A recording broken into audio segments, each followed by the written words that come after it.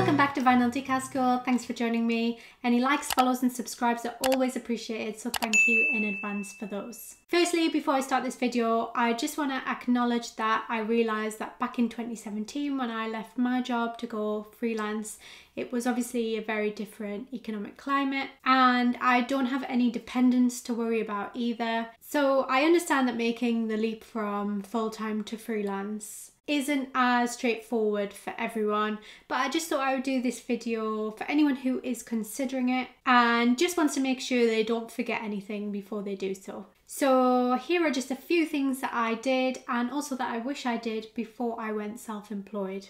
So the first thing I did when I was still working full-time, I actually started a little side hustle. I started adding designs to sites like Redbubble and TeePublic just on evenings and weekends whenever I had the chance. And I built up some passive income from there for about a year or so before I quit my job. Didn't cover everything I needed. It wasn't like making a second full-time income or anything like that, but it's just nice to know that I was getting a little bit of income from somewhere else that wasn't just my main job. I still have those designs up and I do make a little bit of income from it still, not as even half as much as I did back then because I'm not putting any work into it, but it still does continue to add to my overall income. So setting up any kind of passive income stream will benefit you whether you want to leave your job or not. And there's so many different ones you can do. Have a look on YouTube and Pinterest and on various different blogs for ideas if you're interested. It would have probably been a better idea to start setting up my business on evenings and weekends and in my spare time while I was still working, but I'll go on to why I didn't do that later on in this video. So the next thing I did was save money. So I kind of worked out how much I would need for 6 months worth of kind of bills and expenses. To do this, as soon as I decided I was going to quit my job, I basically limited how much I was spending on luxuries and just try to save as much as possible really. There are so many great blogs and videos out there on how to budget and how to save in a short amount of time, so do check those out if that's something you think you might need a little bit of help with.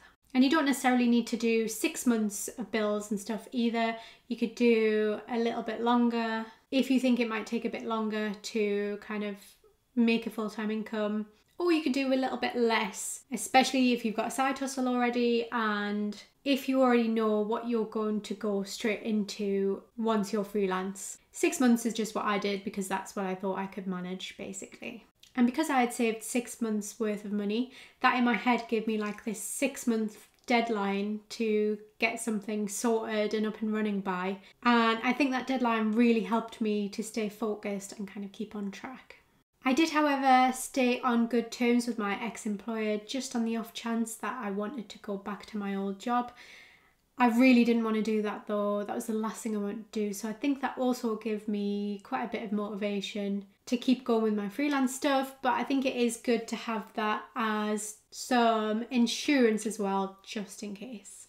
And within those 6 months, as I wasn't like selling stuff and really busy kind of in a business, I took that opportunity to kind of learn everything I could about small business, Etsy, design.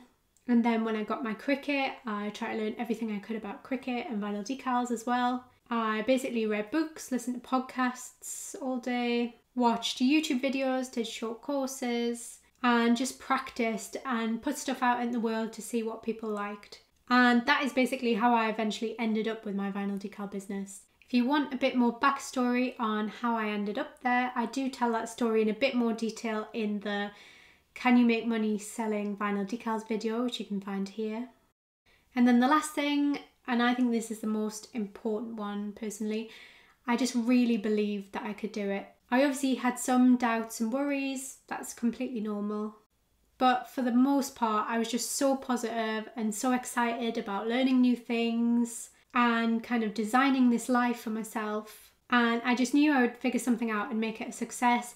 I basically think I manifested it before I even really knew what manifestation was. But that does lead me on to things that I didn't do which could have been helpful. So as I've mentioned, I didn't really know what I was going to do when I quit my job. It took me about 3 months to get a Cricut, and then it was a few months after that I started my vinyl decal business. And as much as I don't regret that, as it gave me so much time to kind of experiment and learn lots about business. If you don't have the ability to save a lot and you want to transition from full-time to freelance straight away and maybe as soon as possible, then knowing exactly what your business is going to be is probably the more ideal route than the one I took. And working on that whenever you get spare time around your main job is obviously also a great idea. But also don't let it make you think that you can't achieve a full-time income because you're putting in part-time hours.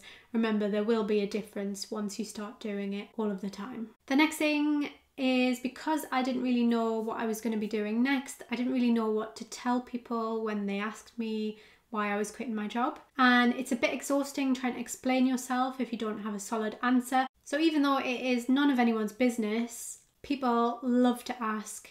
So I kind of wish back then I'd just come up with something that was like, even if it was just a bit vague, something to tell people whenever they asked me why I'd quit my job.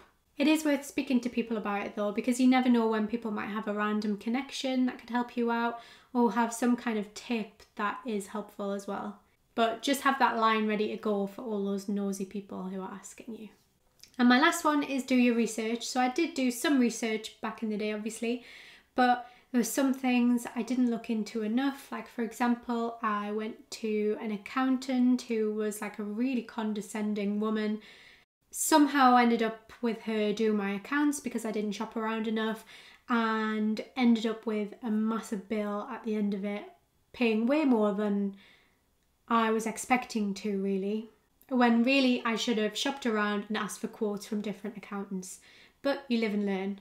And obviously you want to do the research into the basics of getting yourself set up as self-employed or as a business. However, on the flip side of this, don't think you need to do all of the research and have all of the answers before you take that leap to go freelance. Some things are just things that you will continue to learn and your knowledge will expand as you're running your business day to day. So don't feel like you need to know everything. And that leads me to my last piece of advice, I guess. I feel like when you know it's time, you just know. So take the leap and stop talking yourself out of it if you're ready. And don't forget, I have a number of courses on how to start a vinyl decal business if that's something you're interested in. I will drop the links in the description if you want to check those out. They're free for 2 weeks for all new Skillshare members. And so just to recap, here are a few of the points that I've mentioned that are just really helpful if you're considering going from a full-time job to freelance work. I hope you found that helpful. Let me know if you've got any other tips for people who are considering going freelance. And please don't forget to like, follow and subscribe for more videos like this in future.